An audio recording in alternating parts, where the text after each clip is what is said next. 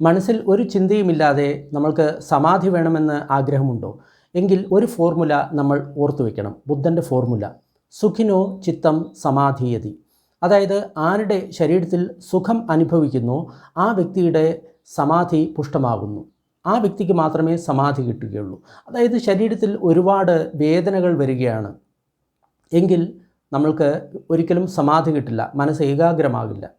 ഏകാഗ്രതയല്ല, സമാഹിതം, അതാണ് ഇവിടെ ഉദ്ദേശിച്ചത്. ഏകാഗ്രത എന്ന വാക്കിന് ഇവിടെ പ്രസക്തിയില്ല. അപ്പോൾ മനസ്സിന് സമാധിഷ്ഠമാകണമെങ്കിൽ നമ്മുടെ ശരീരത്തിൽ സുഖം അനുഭവിക്കേണ്ടത് വളരെ അത്യാവശ്യമാണ്. ശരീരത്തിൽ ഒരുപാട് ദുഃഖകരമായിട്ടുള്ള സംവേദനകൾ ഉണ്ട് എങ്കിൽ നമ്മൾക്ക് ഒരിക്കലും സമാധി ലഭിക്കുകയില്ല. ഈ കാര്യം നമ്മൾ വളരെ പ്രത്യേകം ശ്രദ്ധിക്കണം.